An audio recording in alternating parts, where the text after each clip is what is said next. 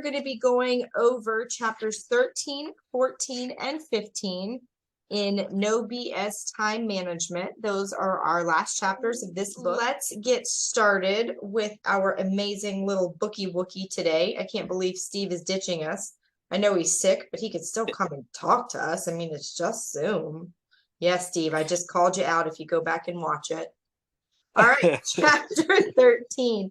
Reasons why a year passes and no meaningful progress is made. Wow. Big eye opener, right? How many of us are guilty of making resolutions and we're gonna do it, and then in like February we're not. And at the end of the year we look back and wonder what happened. Right? So huge for me. So don't just grow older. You should be doing things better. What kind of ahas did you guys have in this chapter? What was something that was like, oh, maybe if I do X, then X will happen? The explanation of the alibi really kind of put a different perspective on it. Because a lot of the times, at least for me, I'll use an alibi, but not really understand why it's so comfortable. Because it's essentially, okay, well, let's say I'm going to write this big, fantastic book. Oh, I messed up my hand. You know what? Oh, I'm sorry. I can't write the book. I messed up my hand. Now this big idea in my head, this book that could have happened that was awesome, but never did. And it's like, well, I think he said in the book at one point, like, you don't get paid on what your ideas or what you intend to do. You get paid on results. So it's like the alibi really does nothing. However, it just comforts us so much. It's like, oh, I could have done this, but this happened, or I could have done this. It's just so comfortable. But, knowing how comfortable it is and knowing that it stunts your growth, I feel like makes it a little easier to just be like, you know what? I don't have an alibi today and I don't need one, So that's kind of what I picked up. Your alibi-itis. Mm-hmm. Alicia, did you have any ahas there as far as the first part of this chapter goes? Yeah, so I liked that he brought that up. I'm not sure I make a lot of alibis. I definitely heard my kids when he was reading it to me, and I'm like, oh my god, my kids love a good alibi. So I hope they don't get that from me. But when I was looking at goals, like setting goals and achieving goals and all of this, the big thing for me there was the reason why so many people don't achieve their goals is because they don't have accountability. So it really hit home for me. That thing I'm looking for right now is like a small group that when I wake up and I'm overwhelmed by petty tasks, which can sometimes, I guess, actually be my alibi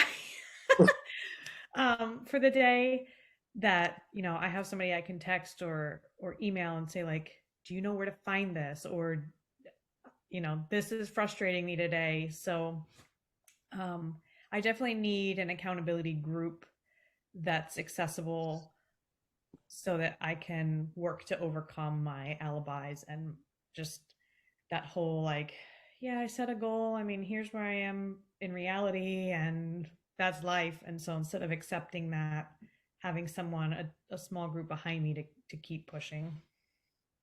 Yeah, no, I think that's all great points. I think that as we try to get ready to do something new as an entrepreneur, as a parent, as somebody in a relationship, as take these promposals and these homecoming requests, right? Like these kids are just, they spend so much time getting ready to ask these questions. And to your point, Alicia, I think it starts as children, right?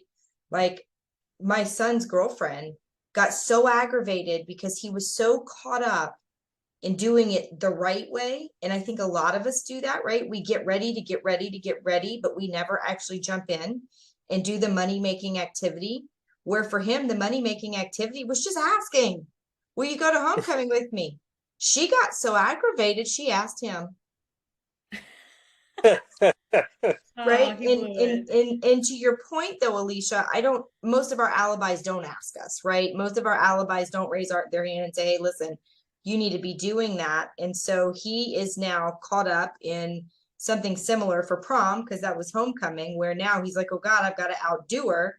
So again, he's caught up in the doing. And I think that all of us as entrepreneurs, we get caught up in that, right?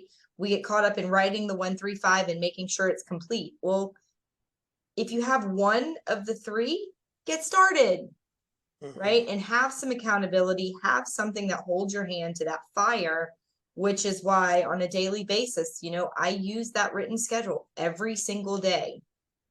Because on the back, I've even started doing it a little bit differently. On the back, this is everything that needs to be done today. These are the money making activities that have to be done today. When these get done, there's then room for these. That's dope. Let me tell you, my productivity has gone up probably 300% by doing this. And but doing this, I'm also making sure there's 2 hours time blocked on here for whatever 2 tasks I feel are the most important on this side. They all have to be done.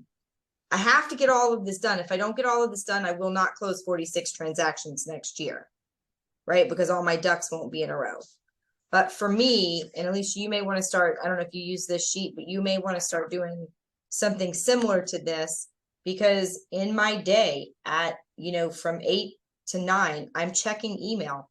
Well, I've now got my email funneled to a point to where, and it's going to be even more funneled come Wednesday. The junk is now all going in one place. So when I sit down at my email in the morning, instead of 90 something emails, I'm down to about 30. After I meet with Lisa, I will be down to probably less than 10, which I don't need an hour to do, right?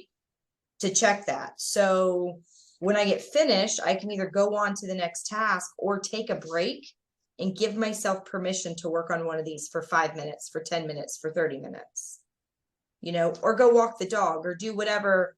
And so that has been massive for me, by giving myself permission to still have a big to-do list, but really organizing it in a priority log. So that was kind of a big aha for me, and something I've been doing. And so I was just loving this chapter, because it's kind of going along with what shifts I have personally made in the last couple weeks. So some of the things he says to do, how do you stop these problems? How do you stop these time sucks? One, write down the things that you need to do, kind of like what I'm doing, and then take 3 actions. And then I don't remember exactly how what he defined the third thing, but I wrote it down as the one thing. And he actually references that book here a little later in the next chapter. I like how he references it. He kind of brings into perspective, okay, there's not necessarily one thing. And Gary Keller is very focused on something that I think needs to be a little bit broader. And I agree with his definition of the book. But the one thing, what is the one thing you can do today, right now, in each area of your life that makes everything else easier or not necessary to accomplish whatever those goals are? So are you guys going to work towards, how are you working? I'm not going to say, are you going to, because I know you all are. How are you working towards these 3 steps, writing down, taking action, and focusing on the one thing that matters? Writing down kind of like my list. I usually kind of check that every morning. I've got time on my calendar. It just says plan your day. It's like 8 o'clock. I usually get it done before 8 o'clock. So by the time I see it, I'm like, oh, cool, awesome. Time to start the day. The third one, the one thing, Laura, you recommended that book, and I've read it twice now. But that Lexi and I actually incorporated that into our weekly planning, so that whenever we go into weekly planning, so that we can kind of prioritize certain things, we'll just kind of ask, what's the one thing we can do this week that'll just make this week so much easier? So we kind of do that on a weekly basis. And I think I skipped over the second one. Just the action steps. What are the action steps that you're going to take to kind of in between writing them down and the one thing? What are the things that you're doing in your day to eliminate distractions? So I've been kind of working on focus significantly more. So writing the things down and kind of asking the question was the one thing that's going to make everything easier. Or so that in itself makes it easy because now, to your point, you have that list that kind of shows really by priority what do you need to do, and then from there it's just easy, and it's like, okay, well, now I want tunnel vision, and this is what's in my view. Like this is all I'm doing. I got to finish this one thing so that I can go to the next and kind of keep going. And so I've really just been focusing on, you know, taking pockets of time and just focus, like the time block. I do that a lot, and then the distractions I don't struggle as much with. It's mostly Riley. I can't like I can't silence his call.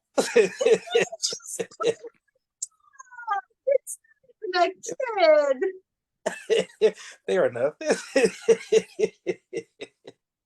So, but and I mean, for that to be my only distraction, like, I honestly, I'm doing pretty well, and I'm getting a lot of stuff done, and it's just really that change in focus and writing down that list.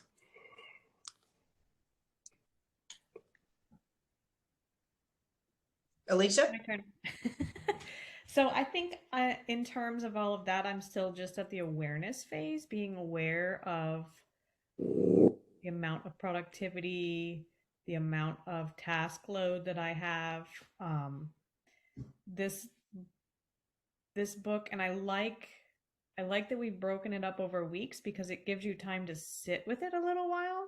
So like being aware of how much time something takes was huge for me. Like, so for example, over the weekend, um, I needed to exchange some bolts, and then I drive right past Publix. So I'm like, do we want anything for lunch while I'm out?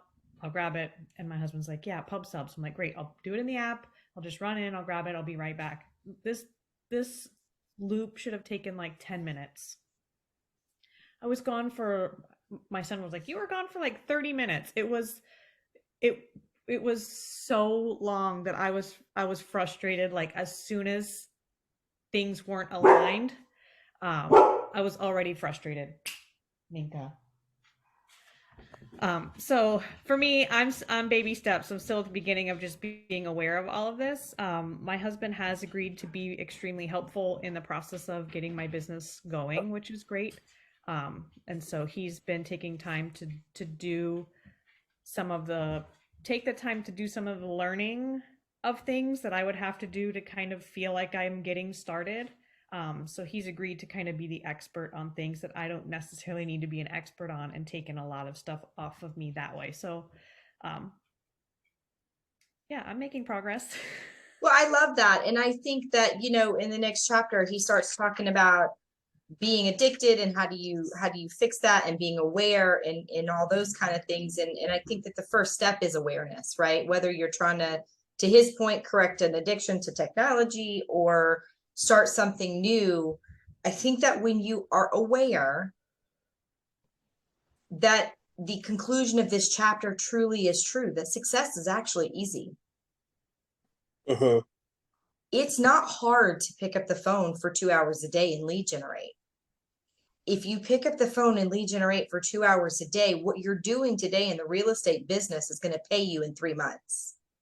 So if you're lead generating today, it takes a little while to get that ball rolling. It's about 90 days, but in 90 days, you should be actively working with a client if you've done the steps that you should do. And, I think this chapter just really sums it all up, that we are always doing the things that are not money producing activities. I mean, I talked to an agent this week who has some personal issues that have come up in his life, and he's trying really hard to get his business up and running. And I gave him 2 or 3 suggestions, and all he saw was roadblocks. It was like, no, I can't do that because, which is kind of the end of this chapter, right? He goes on to say success is easy, and successful people make lists of things and try them many different ways and many different things. They don't just pigeonhole themselves into, you know, one way of doing things. And I think if this agent would have taken my advice, you know, he's having to move, and moving takes a lot of your time. And if you're trying to build a business and get started and move in the same month, like, and not just move, but find another house, and he's a renter and all these things. And it's like, well, but why don't you find a way that you can get your landlord to let you stay? And he was like, well, he's not going to let us stay because we've been late on the rent a few times. I'm like, I'm a landlord. I promise you my tenants could find a way to make me let them stay. Pay 2 months worth of rent up front and stay a month ahead. Offer to pay by the 15th of the month before instead of the 1st. Do a 6-month out lease instead of a full year. Ask him to give you 3 months. In 3 months, you can probably have a closing if you bust your ass. And in 3 months, if you haven't, well, you're still in the same damn boat. Who cares? Right? But he had those blinders on, he had those roadblocks on, and he's not going to be successful in staying in his house because all he did was see excuses instead of seeing a path to be able to find a solution.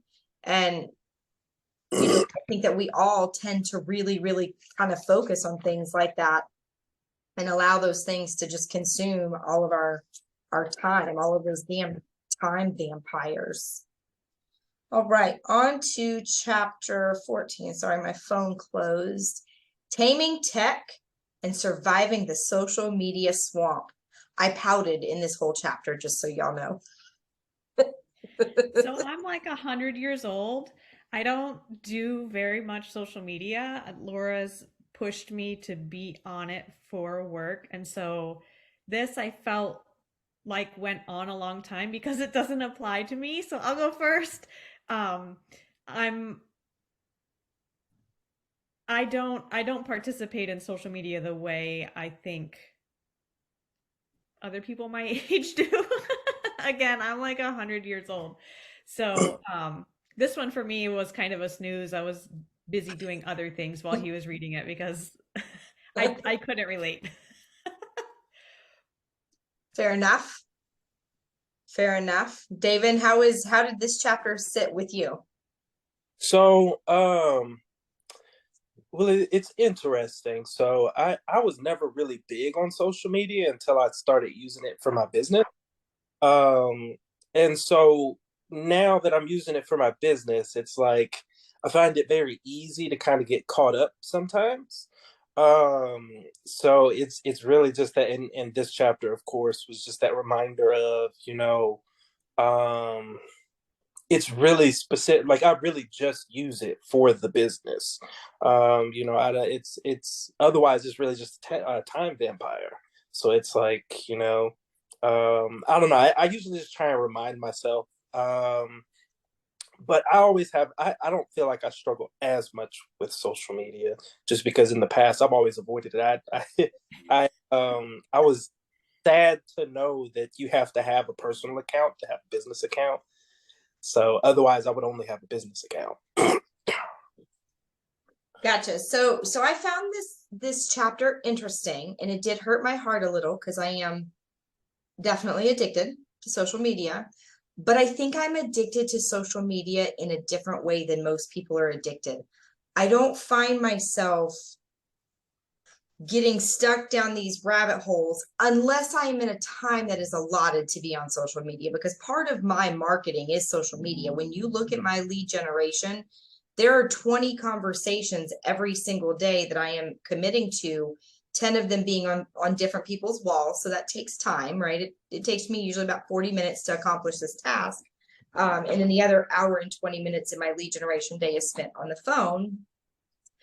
But what I find myself becoming addicted to are my numbers.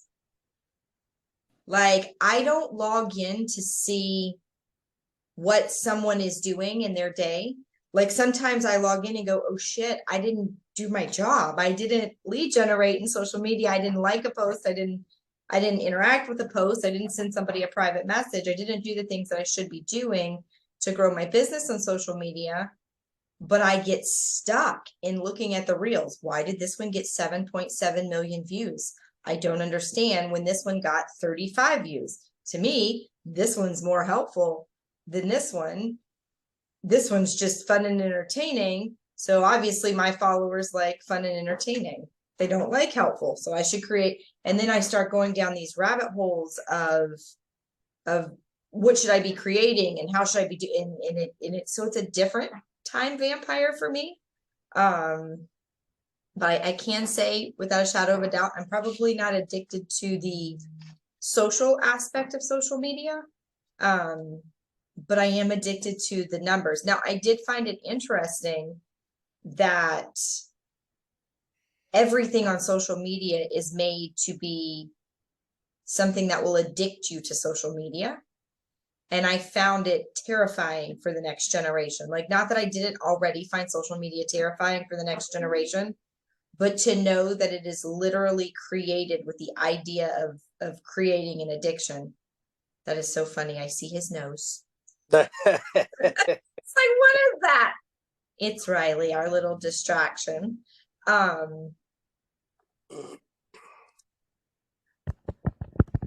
you guys going to do anything? Are you going to make any? And David, I know you don't have kids, but knowing this, Alicia, and kind of being aware of all of this, will this change the conversations or the parenting in direction that you had with social media with your kids? Because for me, that was kind of what it did for me, was like, okay, how do I get my kids to understand the value of social media and not just be addicted? I'm okay if you're on it, but go figure out how to make money while you're on it. So we actually watched a few years ago. Is it The Social Dilemma? There's a movie about that too. Yes. We watched it with them. Ever. And had to push pause and like talked about all of those things in there. There's also a series on Netflix, I think. It's called Brainchild. And I think they only made like 10 episodes or something. Sorry, but I can't help you with Netflix. Why is my watch yelling at me? These see, they're not very smart, these smart things. But so there's this series called Brainchild, and one of the episodes is about social media and how it gets in your brain and how it affects. And my kids really like that show. They learned so much without knowing or feeling like they were learning. So we talk about that all the time, and like we notice a difference in the teenager who's on social when she's on it too much.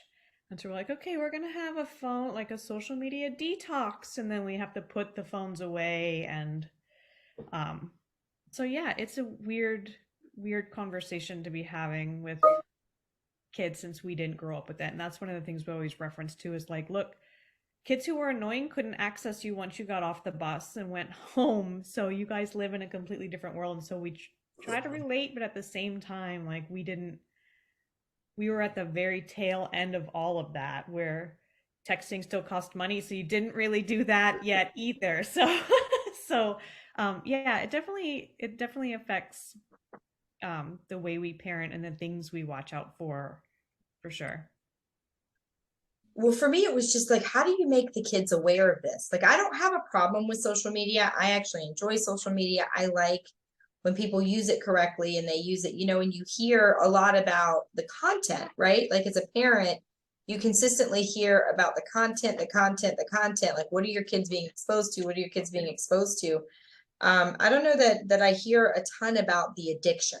You don't hear a ton about, you hear a lot about them being on it, like the time they're on it, but you don't hear a lot about the addiction. And I'm interested to see and to follow how the psychology world continues to develop, because it's not going away, right? So we have to find a way to coexist with this demon, if you will, this time vampire, this time suck, and do it in a healthy way.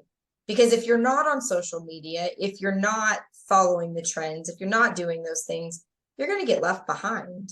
I look at all these realtors that are like, oh no, I don't want to get on social media. Do you want to eat? I'm just saying, I mean, because your research, and I don't think our industry is specific to that, right? I think every industry has to be involved in social media at some point. But man, oh man, keeping it separated, personal and business, and what is actual business hours on social media, and what is, you know, what is just a time suck. And I don't think there's anything wrong with it. Just like I don't think there's anything wrong with a, you know, a glass of wine here and there. Things are not bad in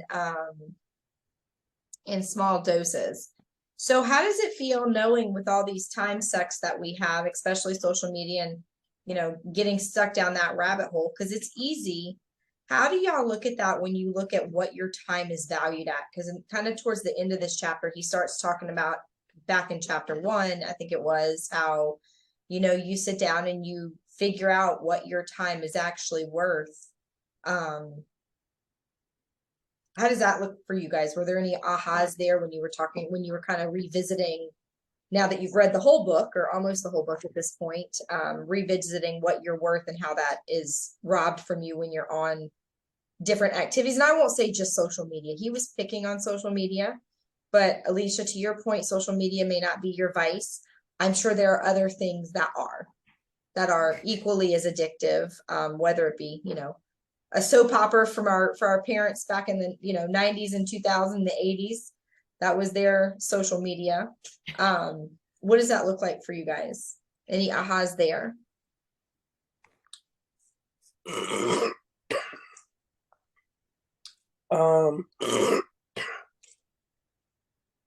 So not necessarily, not tied to social media specifically.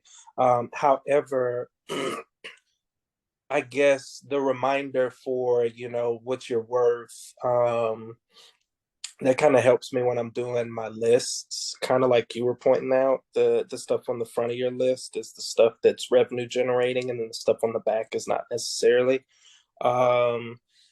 So I would say that's probably like my biggest aha, just to kind of make sure to focus on, or really not to forget about, you know, kind of how I'm spending my time, and that, you know, what my time's worth. Because essentially, you know, you can get into a task and then, you know, kind of think to yourself, okay, well, I'm not making any money off of this task.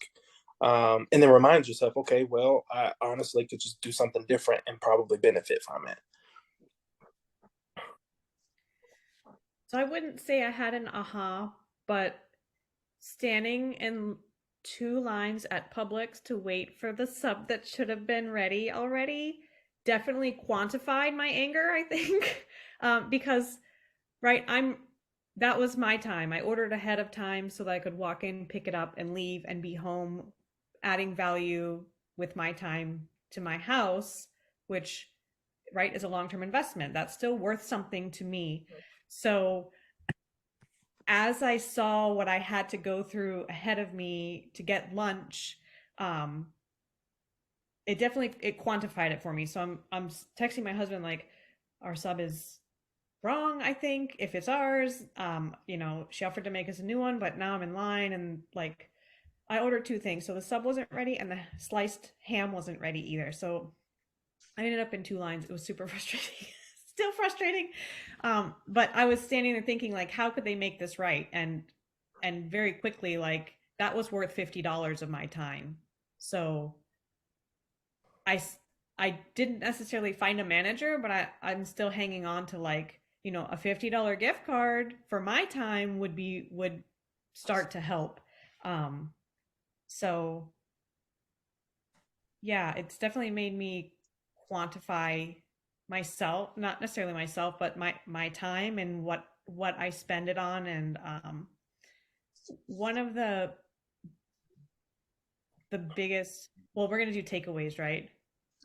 Yes, we have 7 minutes, so we've got to go through that, and then we can do our takeaways. Now, chapter 15 Okay.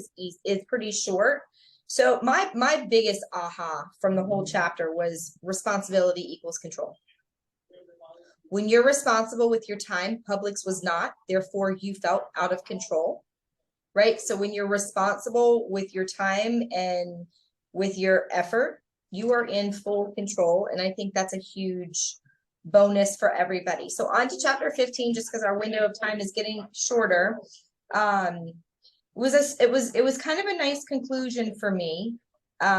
He talks a lot about money being a small part of wealth. So I'll give you guys each like a minute and a half to give your aha on chapter 15, or kind of your takeaways on chapter 15, and then we'll kind of conclude with what your takeaways were for the book. But for me, that was the biggest aha, was that wealth is not just your money, right? Wealth is measured in a lot of different ways. And you need to control as much of your time, of your wealth, and as your efforts as you can, because being in control, being responsible allows you to be in control. So that was kind of a big eye opener for me, because I think when I think about wealth, am I wealthy?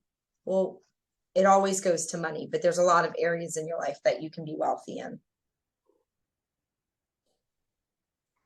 Yeah, I would say the aha moment for me is just balance. You know, the wealth, kind of like you were just saying. You know, there's so much you can do in your business. There's so much you can do, you know, to generate income. But I mean, that's only one piece. You know, you've got to balance out the rest of your life. You know, there's nothing if, you know, you have a bunch of money and you don't really have anyone to share it with, you know. So that's right off the bat. But I think that balance is really key for me. Okay. Alicia? I agree. I'll go with the balance as well. I think that he kind of spent a lot of time talking about the extreme, Mm-hmm. and then kind of presented himself as the opposite extreme for me. And so like I felt it reminded me that kind of through the whole book I was walking or trying to maintain the middle of all of that. So I'm glad he brought that up. Very cool, very cool. So at this point we have 4 minutes. I would say let's all kind of do our biggest takeaways, our biggest ahas for the book. For me, this taught me, one, to like your work environment. I think when I worked at home, I hated my work environment. My husband was behind me. He was noisy. I didn't feel like I could be on the phone. I felt like somebody was judging me every time I was on the phone. And he's my biggest fan. Like, he's not judging me. He's cheering me on, like telling me I do a great job. And all of those things were built up in my head and weren't really true. And then I love how he concluded the book. Start with the end in mind and then work backwards from there. Figure out what your end goals want to be and then start working backwards. I want X number of closings, like we did in in our business planning. I want 46 closings next year.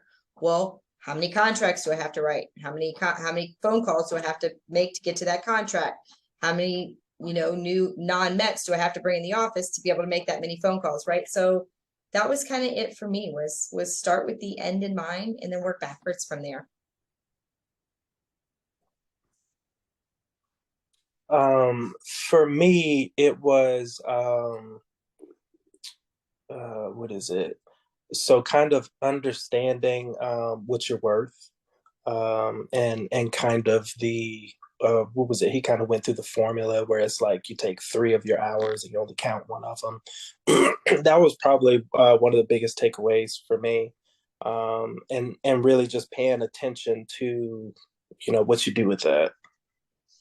So also, I'm sorry, choosing your clients, like creating a situation where you can choose your clients. That's like a huge quality of life thing. And it's just like, you know, the more you enjoy working, to your point, Laura, in your environment, I feel like the more productive you can be because you just want to be there. So, but I guess I cheated those two takeaways. You can cheat. I love choosing your client. I love when I can choose my client. It feels so good when I have enough business on the books. I don't have to be treated like I'm a jerk. I'm not. I'm Right. really good at my job. And I want Right. people that are excited about that. So I like that one too. It's okay. Alicia? I like that one too. My big takeaway was pretty early on in the book when he said that work will expand to fit the time that you give it.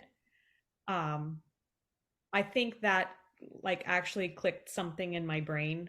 I really like that. That for me, I felt like I also heard the book differently after that clicked for me. Um, So I really like that. I also like that he taught me to place value on my time, and not necessarily like in a corporate way, more of in your own productivity. So I'm worth whatever I'm getting out of myself, not necessarily like a big business telling me I'm a $55,000 a year debt to them. You know what I mean? It was more of like Well, my personal value, well, as not you say, it goes from being a debt to being a value, right? You went from being a negative to being something worthy of value, which is exactly. huge. Huge. I love that. Did you guys all love the book? Yes. I Loved love it. the I book. laughed a lot. It was super, super fun. Well, we have exactly 34 seconds. So our next book will be whatever David picks. See y'all next year.